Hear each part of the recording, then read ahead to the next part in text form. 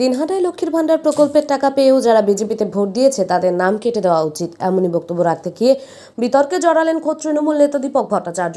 প্রসঙ্গত গতকাল শনিবার বিকেলে দিনহাটা সুকারুর কুটিতে 21শে জুলাই কলকাতার ধর্মতলায় তৃণমূলের শহীদ দিবসকে সফল করার লক্ষ্যে প্রস্তুতি সভায় বক্তব্য রাখতে গিয়ে দীপক ভট্টাচার্য বলেন, লক্ষ্মীর ভান্ডার প্রকল্পের টাকা পাওয়ার পরেও যারা তৃণমূলকে ভোট না দিয়ে বিজেপিকে ভোট দিয়েছে তাদের মধ্যে কিছু নাম কেটে দেওয়া উচিত। তৃণমূলের ব্লক সভাপতির মুখে লক্ষ্মীর ভান্ডার প্রকল্পের নাম কাটার কথা শুনেই শোরগোল কোচবিহার জেলার রাজনৈতিক মহলে। যদিও তার বক্তব্যকে বিকৃতভাবে বিশ্লেষণ করা হচ্ছে বলে রবিবার ফোন মাধ্যমে দাবি করেন তৃণমূলের ওই ব্লক সভাপতি।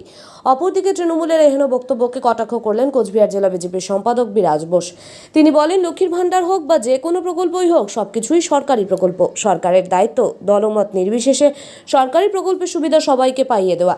কিন্তু তৃণমূল কংগ্রেস একচেটিয়া রাজত্ব কায়েম করার জন্য এই ধরনের কাজ করছে, যেটা গণতন্ত্রের পক্ষে বিপজ্জনক। কথা বলেছেন, অন্তত পক্ষে কিছু হলেও ওই বস্ফোরণের মতো জায়গায় যারা এত কিছু পাওয়ার পরেও, লক্ষ্মীর ভান্ডারের বর্ধিত টাকা পাওয়ার পরেও তৃণমূল কংগ্রেসকে ভোট না দিয়ে বিজেপিকে ভোট দিয়েছে, আমাদের সেখানে অন্তত পক্ষে কিছু লক্ষ্মীর ভান্ডার আমাদের কেটে দেওয়া দরকার আছে। আমাদের দেখানো দরকার আছে যে টাকাটা মমতা ব্যানার্জি দিচ্ছে, রাজ্য সরকার দিচ্ছে, তৃণমূল কংগ্রেস পরিচালিত সরকার দিচ্ছে, এটা নরেন্দ্র মোদী বাবার টাকা নয়, এটা তৃণমূল কংগ্রেসের সরকারের টাকা। এই টাকাটা আপনাদের দিচ্ছি, এটা আমাদের বুঝিয়ে দিতে হবে। আমরা শুধু বসকোটাল বা শুকরকুড়ি নয়, প্রত্যেকটা অঞ্চলে অঞ্চলে অন্তত পক্ষে মানুষকে একটু জানানো দরকার। আজকে 100 দিনের কাজের টাকা যেটা আমি যেটা কথা বলেছিলাম সেই কথাটাকে একটু বিকৃত করা হচ্ছে। আমি পরিষ্কার করে বলেছিলাম যে আমাদের নেত্রী তিনি ঘোষণা করেছেন যে লক্ষ্মীর ভান্ডার যারা 500 টাকা পেতেন তারা 1000 টাকা পাবেন এবং 1000 টাকা যারা পেতেন তারা 1200 টাকা পাবেন। এটা শুধু ঘোষণাই ছিল না, লোকসভা নির্বাচনের আগে সেটা বাস্তবায়িত করা হয়েছিল।